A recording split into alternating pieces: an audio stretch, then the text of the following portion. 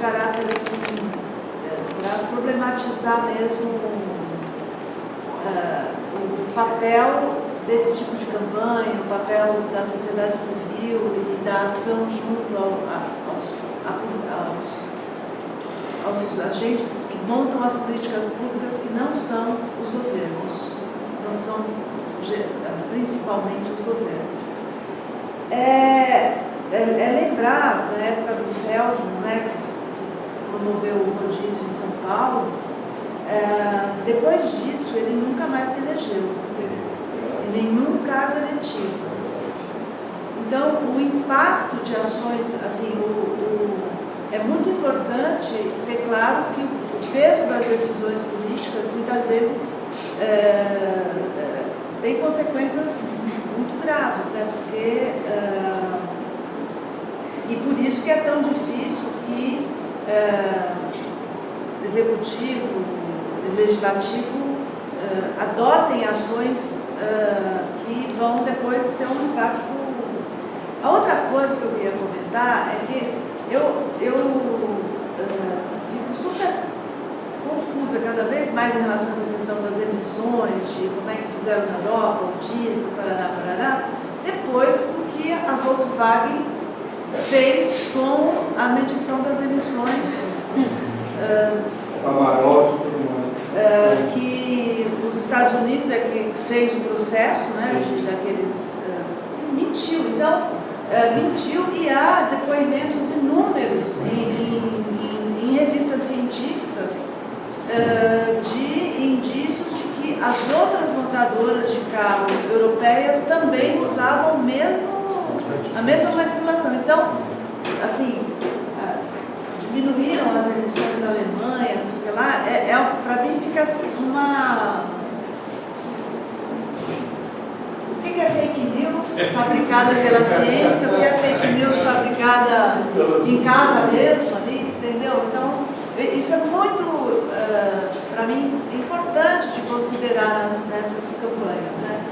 E a outra coisa que eu queria comentar é em relação a...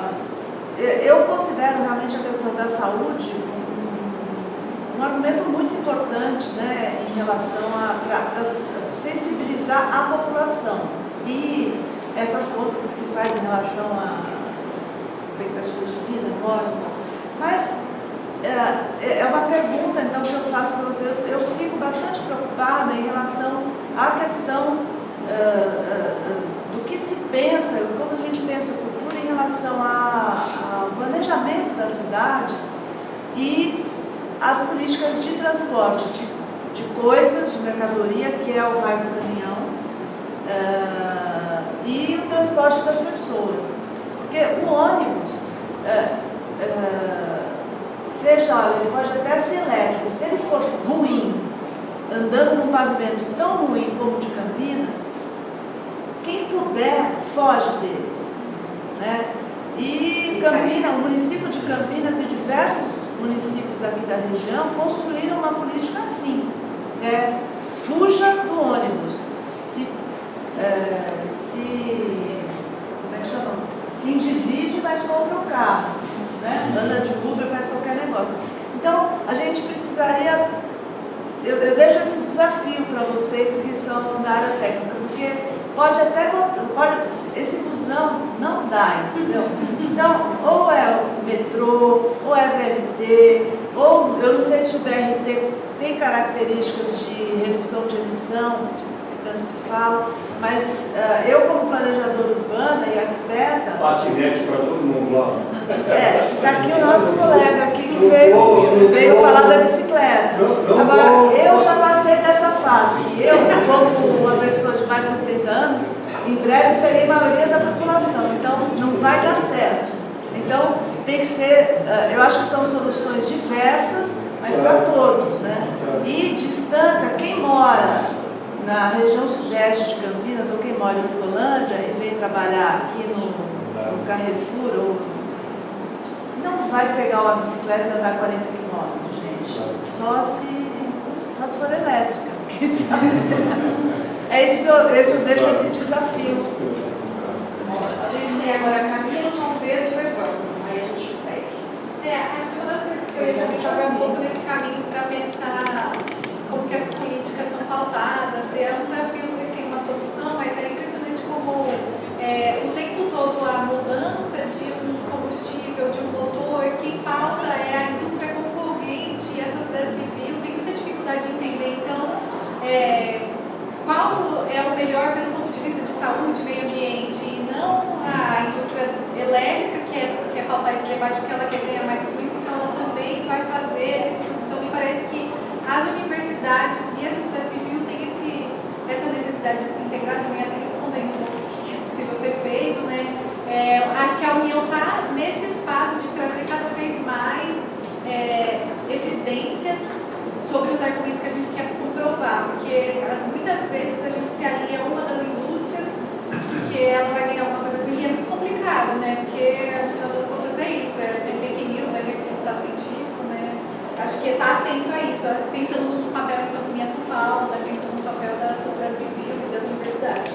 E eu ia trazer um dado para vocês que a gente está publicando agora, mas acho que já pode também ajudar em relação a pensar essa coisa do diesel enquanto vilão, que é um resultado de pesquisa que a gente teve agora, que está mostrando que na cidade de São Paulo, a gente está fazendo em outras cidades também, né? Mas na cidade de São Paulo, os veículos do transporte público são responsáveis por 10% da circulação em relação ao diesel. Então, o transporte público ônibus são 10% do que circula diariamente em São Paulo, mas eles emitem 25% no que diz respeito à bateria particulada. Então, seria um investimento menor para um resultado grande, né? Então, resolvendo 10% do problema, entre aspas, a gente teria um impacto em 25% da melhora. E aí o resto vem muito dos caminhões que circulam na cidade, mas esse cálculo também é interessante para a gente pautar essa narrativa, né? Olha o impacto que tem numa mudança nessa licitação dos motores. Eu vou ser obrigado a falar, eu não sei se estou pondo mais linha na fogueira e não resolvendo, né? Tem uma deputada na Inglaterra, do Partido Verde, da área mais ecológica e tal, que ela está postulando o seguinte, ela fala, olha, eu represento, segundo ela, lá, 50 milhões de votos que ela teve e tudo mais. As políticas públicas não estão dando conta. E eles estão apregoando o seguinte, desobediência civil. Nós temos que começar a fazer. Então, eu estou aqui hoje porque o Minha Campinas chamou. Se fosse um órgão governamental falando que não, vamos fazer um programa, esquece, não vai rolar. Não vai acontecer. Eu não acredito que as campanhas vão rolar nesse sentido. Já vou mandar cancelar aquele convite. Não vai acontecer. Ou a gente toma iniciativas como essa que está aqui, a população se conscientiza e a gente começa a tomar atitudes, ou não vai acontecer. Esperar que o governo vá fazer alguma coisa, não acho que não é cenário. Professor, eu vou pegar esse gancho. Uma coisa eu assumo seu essa Posso escrever, Marcos? Pode. Não, é que eu ia só dar uma sequência nessa fala que nós ainda estamos pensando na vertente que é onde o poder público vai decidir sobre as matrizes. Se a gente for esperar um programa de mudança de matriz energética pelo governo, nós vamos passar pelo diesel, vai passar pelo diesel com isso, aí depois vai passar pelo aquilo, nós vamos gastar 60 anos. Nós não temos isso. Então, eu acho que assim, a discussão não é só sobre a matriz, é a forma como nós construímos os processos de transformação. Nós entregamos isso para o poder público, que é o desenho democrático do Estado que nós temos. Mas hoje, gente, o Estado não responde. Nós estamos falando aqui da região mais rica do país. Vamos visitar Manaus para vocês verem que é questão de asfalto e de poluição. Então, assim, a gente ainda, como olha na região mais rica, nós estamos discutindo o básico do básico ainda. Então, quando a gente entra num processo de discussão assim, o nosso viés é olhar assim, não, a gente vai conseguir convencer o governo, aí o governo vai ter sensibilidade, o governo vai ter estrutura para fazer essa transformação. Ei, gente, nós precisamos descer dessa ilusão, e às vezes eu falo assim, que é até uma inocência nossa, de sociedade civil organizada, de acreditar que o governo tem poder de fazer essa transformação. Agora, o que a gente vai propor de novo, eu acho que é isso aqui que a gente tem que pensar. Pensar na forma de edital que vai transformar a prefeitura para poder fazer aqui uma transformação do diesel, aí a gente esquece. Isso é um pensamento que a gente utiliza há 30 anos, desde que a gente teve a e não rolou, e não vai rolar agora, não vai rolar. passar para o João Verde, eu queria reforçar o agradecimento à única pessoa que acho que é do governo aqui, que é o órgão da CETESB, que é o Carlos. Eu sou governo. Eu estou evitando fazer comentários de caráter político. Não, agradecer porque a gente tem que dialogar com todos os atores e o governo tem um papel muito importante nessa agenda. Eu convidei, por exemplo, a Secretaria do Verde. Infelizmente, né, ninguém respondeu que poderia estar aqui hoje. Convidei também o representante da INDEC, já que a gente vai falar de transporte público e nova licitação. Também não tive muito sucesso, então eu agradeço alguém que vem de São Paulo, da CETESB, porque o próprio município, 2 órgãos municipais que não puderam participar. Eu acho muito importante quando esses convites são aceitos, a gente tem que dialogar com todos os atores, e aí eu sei que só para te tranquilizar em relação a Só queria fazer um comentário, eu sei que vou furar a fila, só para responder para ele. Primeiro, assim, eu lembro quando eu entrei na CETESB, as pessoas me diziam o que é o governo. Porque eu sou governo há 26 anos e vou continuar sendo governo, independente de quem seja o governo. Existe alguma coisa que é o Estado, que são os técnicos que tocam as coisas, independente de quem está com a batuta na mão. Esse é um ponto. E eu acho que as políticas elas são construídas justamente em longo prazo. Nós temos que fazer políticas de Estado e não políticas de governo. A gente precisa lembrar que está sendo construído agora, mesmo do ponto de vista energético, ainda com milhões de questionamentos, mas está sendo construída uma política energética, o Rota 2030, para 2030, que vai passar mais de um governo, né? A gente tem algumas políticas, e acho que seria interessante depois a gente cair nesse exemplo específico, que é a questão da Prefeitura de São Paulo, que eu acho que vai ser um case sensacional para vocês. E assim, como alguém que acompanha isso há muito tempo, queria passar uma visão um pouco mais otimista, de dizer que a sociedade faz muita coisa, e não é o governo sozinho, é a sociedade. Não pense que vocês não exercem uma pressão muito grande sobre o governo, exerce. Né? A própria questão do Fábio, do rodízio, era uma pressão, mas curiosamente ontem eu conversei com o Fábio, porque teve a votação lá do Conan, ele me ligou para saber o que eu achava. E o Fábio também nunca mais quis se candidatar, mas ele continua exercendo um papel importantíssimo como liderança ambiental. Então, sem cargo nenhum. Né? Ele fala que o pessoal das ONGs chama ele de governo e o pessoal de governo diz que ele é das ONGs. Então, mas na prática é isso, a gente precisa da sociedade articulada e se capacitando para poder fazer essa discussão. E pressionando o governo, sim. E o papel do governo está aqui para discutir com vocês. João. Eu tenho opiniões, assim, vamos entender um pouquinho. Eu dou um curso aqui na PUC, a gente tem uma estrutura de curso, práticas de formação, que são disciplinas optativas que os alunos todos da universidade têm que fazer um determinado número durante a faculdade. E a gente tem na mesma sala de aula, os alunos se inscrevem, a gente propõe a disciplina, os alunos se inscrevem e nós temos numa sala de aula aluno de tudo quanto é curso. Medicina, arquitetura, engenharia, educação física, administração, etc. E é muito legal porque a gente consegue suscitar os debates. Eu tenho 2 disciplinas que eu ofereço dessas, uma sobre a história de Campinas, que a gente leva os alunos para fazer passeio pelo centro histórico e leva andar de Maria Fumaça, para Jaguariúna comer uma picanha. E dou um curso que eu estou dando há 2 anos agora, que são cidades do século XXI. E que a gente mostra o que as cidades do mundo estão fazendo. Quais são as propostas? As cidades estão se reinventando. E a gente suscita o debate, porque nós não vamos resolver nada nas cidades se a população não estiver engajada. Se a população não souber que ela tem que participar, que ela tem que cobrar e que ela tem que trabalhar também. Não adianta votar e cobrar de quem foi eleito que faça por ela, vira as costas, depois não lembra quem foi o vereador em quem votou, o deputado em quem votou, nem lembra se votou naquele prefeito. E a gente suscita esse debate com os alunos e muito aluno fala, eu não lembro em quem eu votei. Né? E a gente fala disso, a questão das cidades. O mundo está revertendo. Então o que a gente vê, todos os estudiosos falar o seguinte, o século XIX foi o século das nações, do imperialismo, dos impérios, o século XX foi o século dos países, e o século XXI é o século das cidades. De 2002, 2003 para cá, reverteu a questão da população no mundo. Até 2003, mais de 50% da população vivia no campo. Há 60 anos, 70%, 75% da população mundial vivia no campo.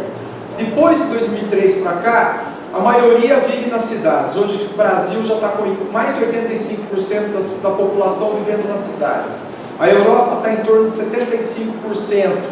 A China está em 35% vivendo nas cidades. A Índia também, mas está revertendo. Está indo mais população para as cidades. As cidades concentram, então, hoje, 75% da população mundial. As cidades concentram 75% da energia gasta no mundo. E as cidades concentram 80% da poluição produzida no mundo.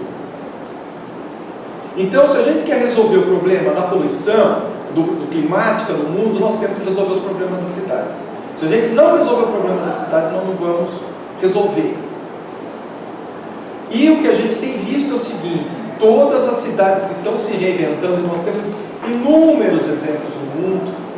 Por exemplo, Bogotá, né, aqui, a Colômbia, Medellín, que é um país muito mais pobre que o Brasil, tem muito menos recursos que o Brasil.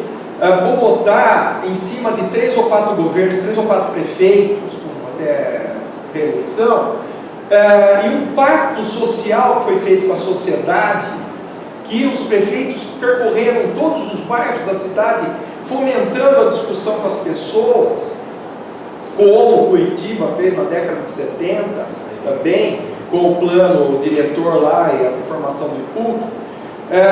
Bogotá pegou o projeto dos ônibus de Curitiba, né, dos sanfonas, que eu sou contra chamar de BRT, porque isso é uma invenção brasileira, não é uma invenção estrangeira. Então a gente tem que chamar de sanfona, bandoleon, sabe, ou outra coisa, VLP, veículo leve sobre pneus.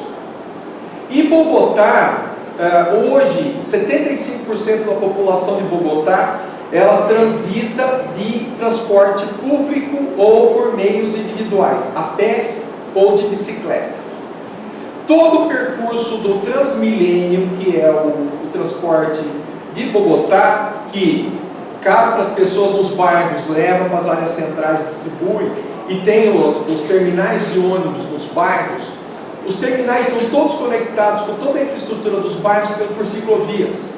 Nos terminais de ônibus tem os bicicletários. As pessoas podem deixar a bicicleta lá gratuitamente, sem pagar, ou entrar com a bicicleta dentro do Transmilênio, se deslocar para outro bairro e depois se deslocar de bicicleta. Os bairros são todinhos conectados por ciclovias. Toda a infraestrutura pública, escola, creche, posto de saúde, praças, parques, tudo tem interligação por ciclovia nos bairros.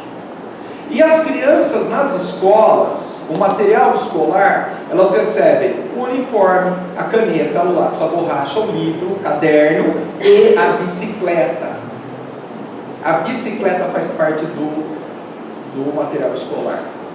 O Henrique Penhalosa, que está no 3º mandato dele agora, né, que hoje é um dos caras que mais está dando palestras no mundo sobre essa questão da reinvenção das cidades, ele vai trabalhar de bicicleta. Ele fez toda a última campanha política dele só andando pela cidade nas ciclovias. E é lamentável a gente saber que o projeto aqui de Campinas dos ônibus, que tinha uma ciclovia que deveria ir junto, foi retirada por questões econômicas, políticas, sabe lá o quê. E todos os estudos mostram que para pequenos percursos, até 4, no máximo 5, 8 quilômetros, qualquer pessoa pode fazer de bicicleta.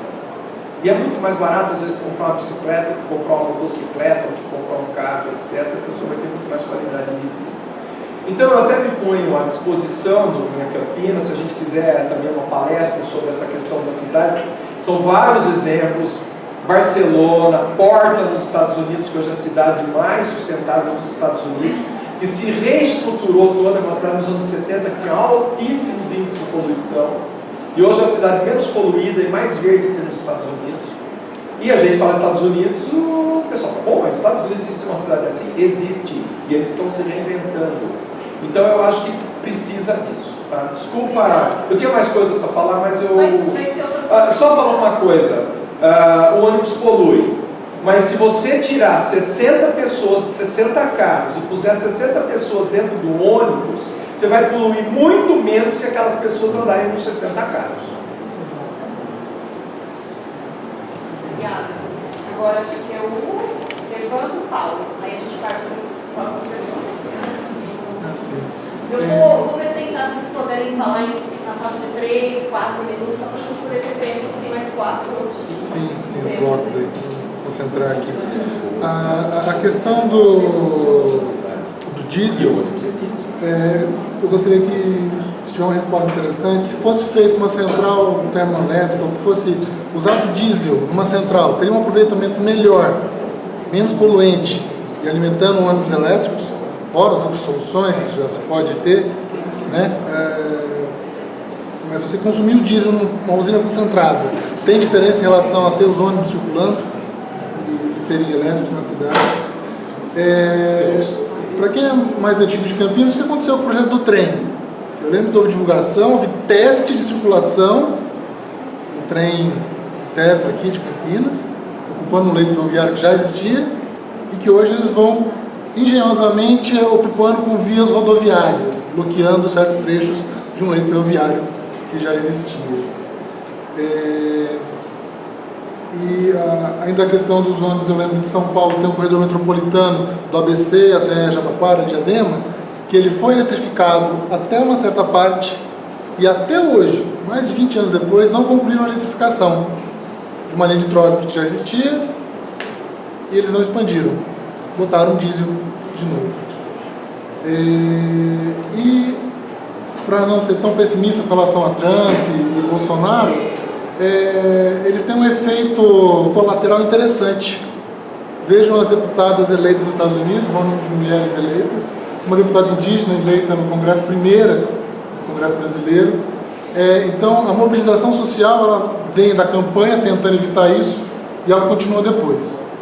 Você conseguir usar esse motor que aconteceu durante o processo para seguir cobrando, o governo não consegue fazer o que ele bem entende, né? E é uma pena que, no meu entender, a ditadura deixou um dos piores legados essa passividade da geração que me antecedeu, da minha geração, e a gente ainda não soube modificar essa passividade dos brasileiros. A gente não é um povo de paz, é um povo pacificado, né? Melhor não se meter. Votar é obrigatório, que resolvo do outro lado, eu vou cuidar da minha vida. Talvez esse seja um dos piores legados que uma época a gente teve, e não as outras, tantas outras coisas ruins, porque essa perpetua-se. Paulo? Bom, tanta coisa para falar, vou pegar um. Eu achei um exemplo, ele falou, né, de Bogotá, né?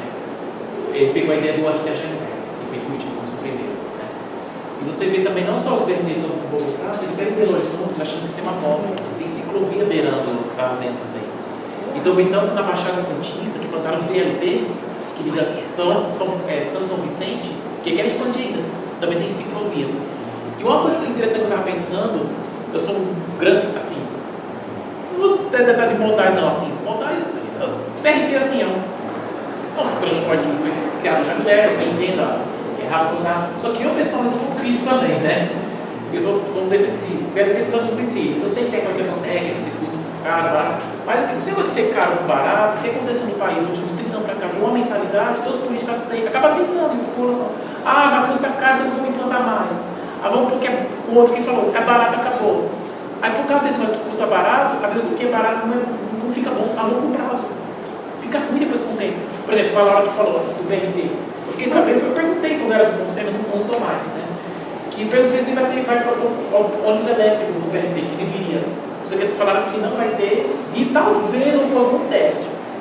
Esse negócio de teste. Eu falei em ônibus elétrico, esse negócio de teste, faz mais de 20 anos que tantas faculdades desenvolvem carro elétrico. Aqui tem a própria BIT, né, a fábrica chinesa que estava em Campinas. Uma coisa que me deixa muito indignado, não vejo nem a própria mídia. Fala assim, tem sua. Mas, por exemplo, o que acontece? Eles falam que vai para um teste. Só não passa de teste. O que sabe que as empresas fazem depois? Encosta um ônibus, manda para a cidade, encosta, devolve, por quê? Porque o custo é caro. Eu sei, é caro, mas o que acontece? O governo também não incentiva, não baixa imposto. Eu penso assim, o problema é que achar na raiz o problema. Porque o Brasil, infelizmente, enxuga muito gelo. Não resolve. Você vai tanto enxugar gelo, aí vai passar. Vai chegar 2030, aí empurra para 2040, aí vai passando gerações. Nada se resolve, sabe? Então, assim, outra coisa que o Brasil pecou muito, o estado de São Paulo, a gente tinha transporte ferroviário, tínhamos trens elétricos. A gente, do São Paulo, e a Rede Federal tinha trens elétricos. Eu não sei que coisa de retrocesso, foi deseletrificar toda a linha, colocar tudo em diesel. Aí o pior, acabaram com muito desativado. Tudo em favor da indústria automobilística. A Mercedes-Benz veio para o Brasil com empenho, com acordo com o governo federal, para pôr as fábricas de caminhões e de ônibus, e o governo se foi obrigado a acabar com a ferrovia. Era o acordo que eles tinham. A gente bota as fábricas e vocês acabam com a ferrovia. Só que isso aí não é divulgado para a mídia, eles escondem isso aí. Eles falam que não deu certo. Enquanto isso aí é a Europa, vocês vejam, a Europa. Hoje em dia não precisa viajar para a Europa não, vocês podem deixar vídeo no YouTube. Vocês veem. Ó, tem sistema de trem, passa em tudo que é lugar. Sabe? Tudo liga a qualquer país. Vocês veem também os bondinhos. Nós tínhamos bondes no passado elétrico que acabou. Eu não concordo com os jornais que falam que o bonde evoluiu para ônibus. Não, desconcordo. O bonde pode evoluir para VLT. Lá tem muitos teorias de VLT. Quando o Brasil fala que custa caro implantar, para não ir para frente, a Europa tem. Por quê? Mas qual foi o segredo da Europa? Substituíram. Então, assim, é uma coisa que a gente tem que discutir. Agora, eu fico muito triste, lá em Cuiabá, terminando já, né? Meu governador Mauro Mendes, lá, no Mato Grosso. Eles têm 1 ano de solução para decidir fazer aquele VLT, que foi polêmico lá em Cuiabá, corrupção, infelizmente. Mas eu sou a favor que termine aquele VLT, para dar um exemplo. Só que tem gente lá defendendo, gente que não tem visão. Vende tudo aqueles vagões, não sabe para que vai vender. Volta com a ideia do BRT, aquela discussão toda. Outra gente que defende, não, desmancha tudo, não, perde dinheiro, investe para saúde, para educação também, entendeu? Então, assim, eu acho que o Brasil tem que começar a pegar algumas cidades dando exemplo, tem VLT, transporte elétrico, tudo exemplo para todo o país, para que outros prefeitos tenham ânimo de começar a investir, porque senão nunca vamos para frente. Uma partezinha, o que você falou, muitos países do mundo que tem uma indústria automobilística extremamente desenvolvida, né? França, Alemanha, Inglaterra, Japão, Coreia hoje, né? Tem a ferrovia altamente desenvolvida também. Não é porque desenvolveram a indústria automobilística que eles deixaram as ferrovias de lado. As ferrovias também se desenvolveram. E trabalhando juntos, né?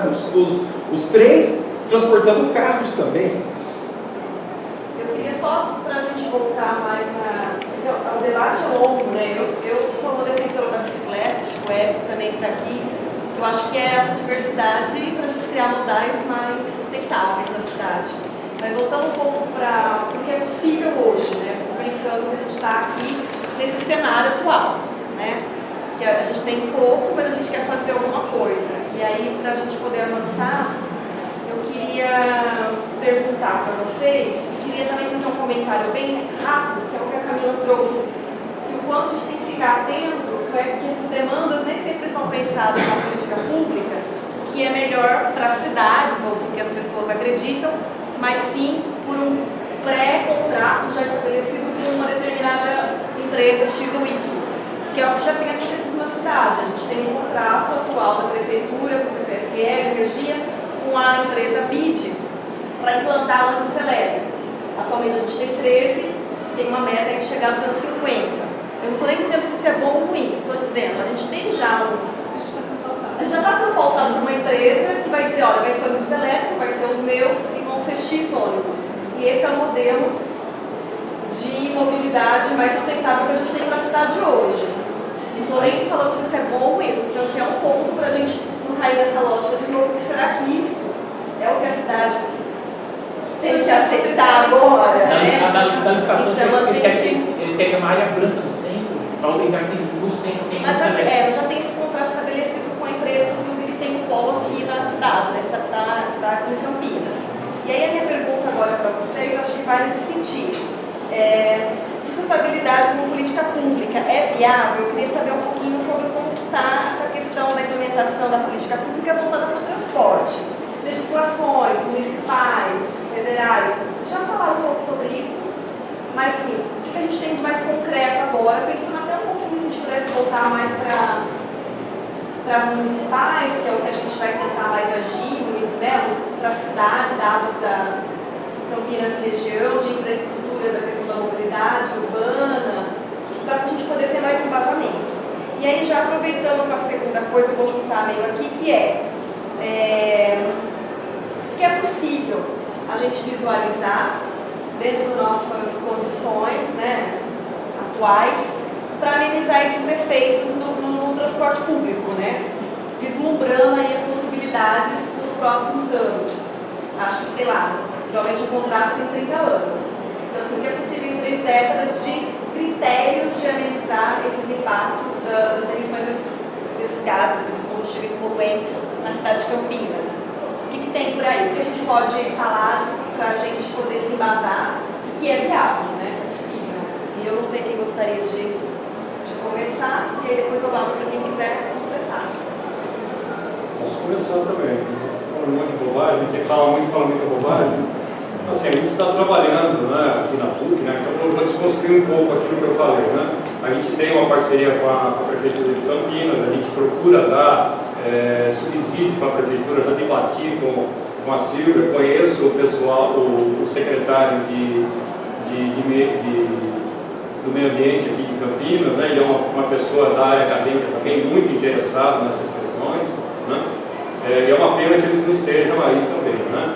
Mas assim, a questão da sustentabilidade, ela é uma panaceia um pouco maior do meu ponto de vista, né?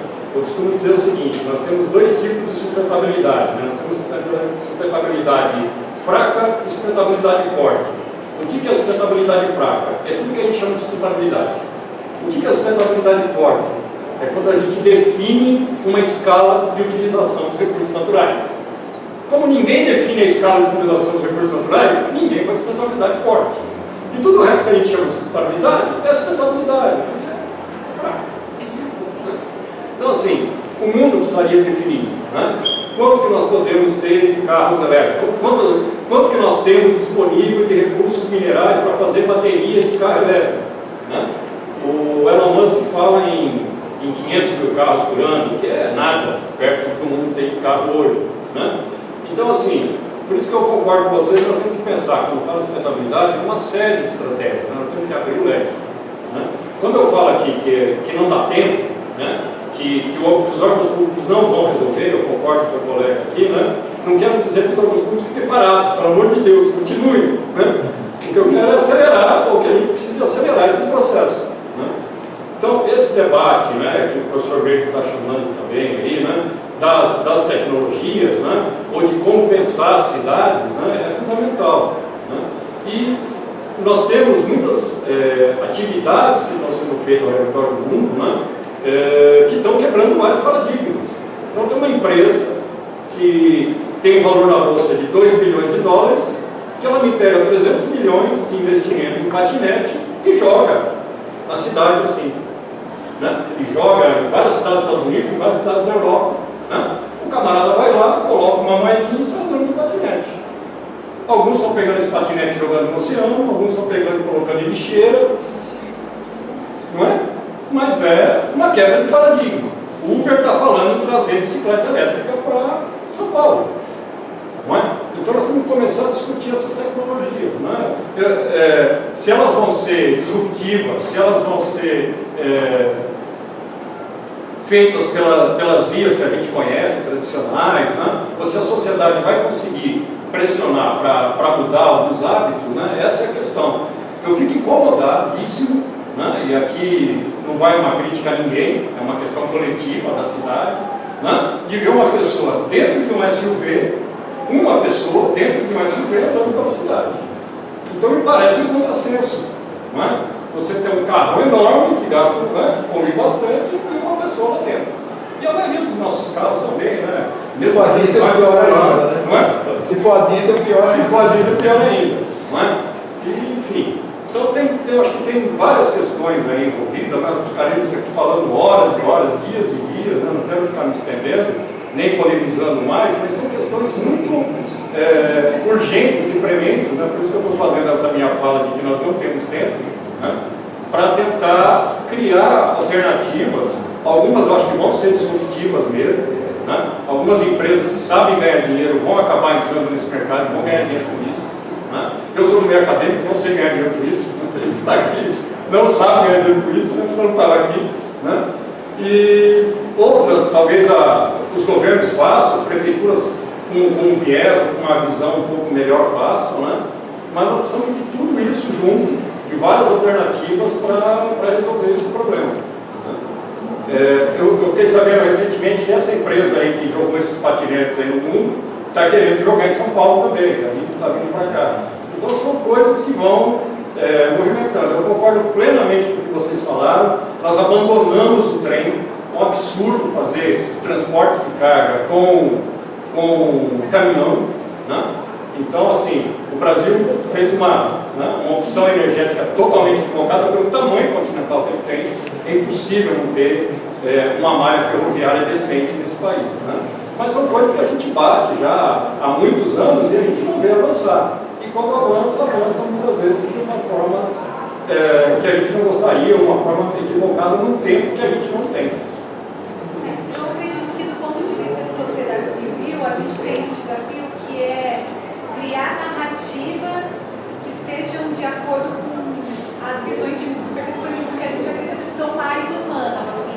Eu sou meio crítica à própria ideia de sustentabilidade, desenvolvimento sustentável, assim, esses movimentos sociais não me ouçam, mas porque eu tenho essa percepção, assim, o que é desenvolvimento sustentável exatamente? É o gado, é o forte?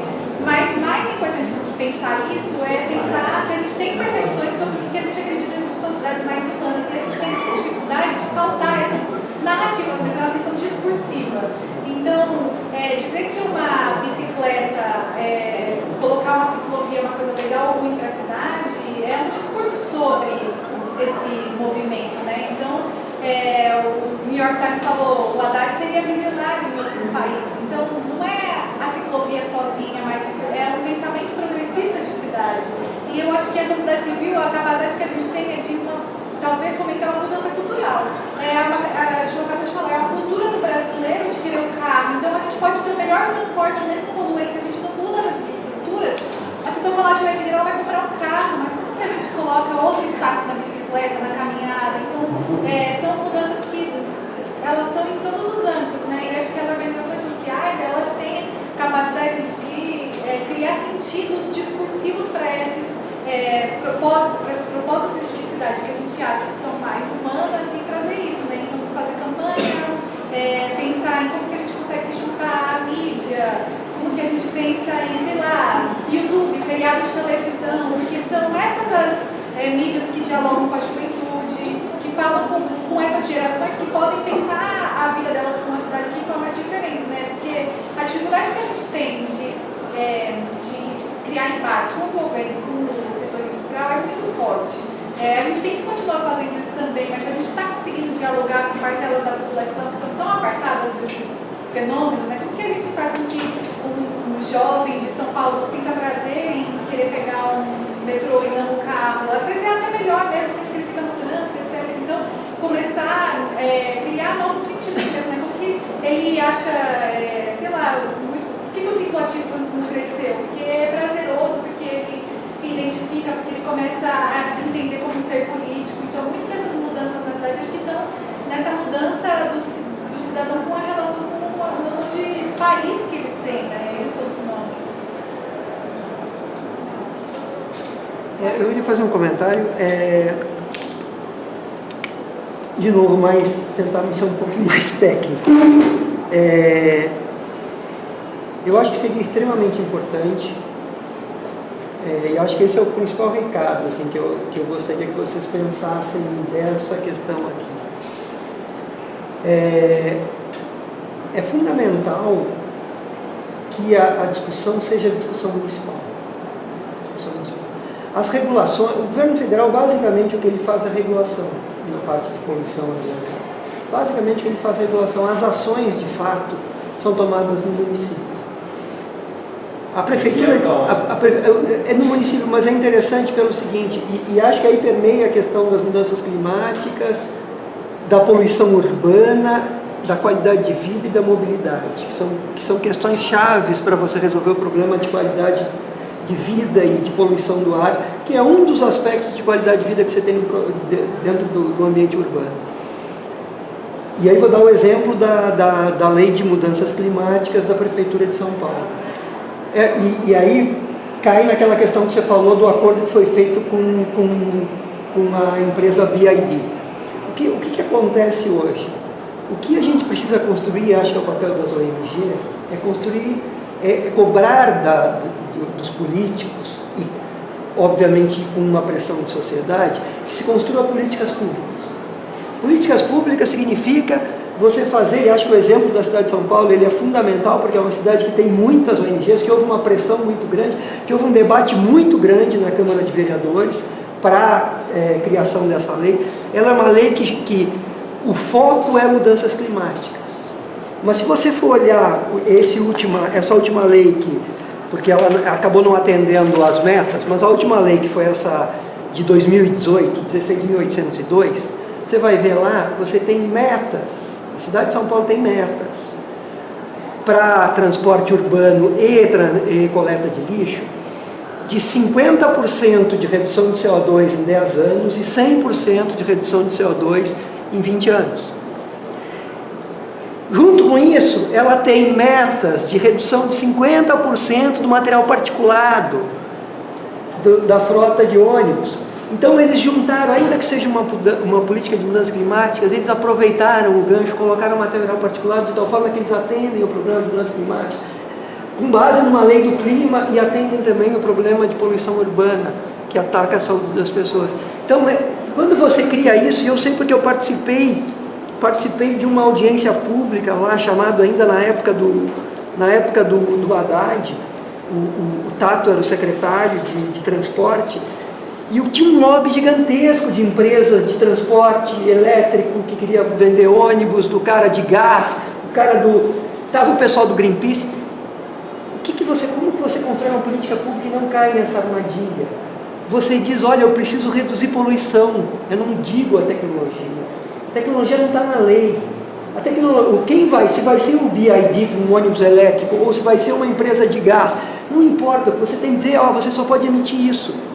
E aí as empresas vão definir aquela tecnologia que se viabiliza mais financeiramente, porque ninguém quer também aumento de passagem, do custo de passagem. Então, e para fazer isso tem que ser o poder público, tem que ser as ONGs cobrando esse tipo de postura, e não acordo com a empresa. Acordo com a empresa pode ser muito bom, mas é isso, quem sabe se não era melhor ter criado um corredor de ônibus em vez de ter colocado ônibus elétrico. Falo isso porque não é só o ônibus poluir, emitir pouco, eu preciso ter mobilidade urbana.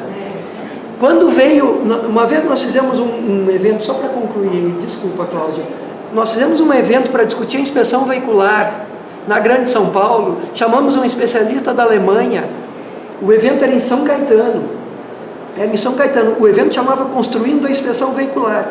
A conclusão que nós chegamos era que o evento foi desconstruindo, porque ele chegou da Alemanha, ele parou em Guarulhos, no aeroporto, pegou um táxi em Guarulhos para ir até São Caetano, e ele chegou abrindo a fala dele, ele disse, para que vocês querem fazer inspeção veicular se os carros aqui não andam? Não adianta eu ter um carro que tem uma emissão baixa, porque eu estou regulando ele, se ele simplesmente não anda. Ele, em vez de emitir durante 20 minutos, ele emite durante 2 horas. Então, essa é uma questão que não pode ser dissociada.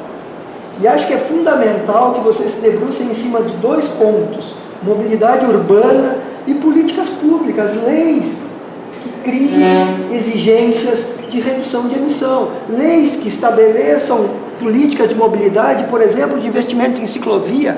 É verdade, E vou finalizar. É verdade que o Haddad colocou um monte de ciclovias. É verdade que por conta dessas ciclovias, hoje nós temos 3, 4 empresas fazendo compartilhamento de bicicleta em São Paulo.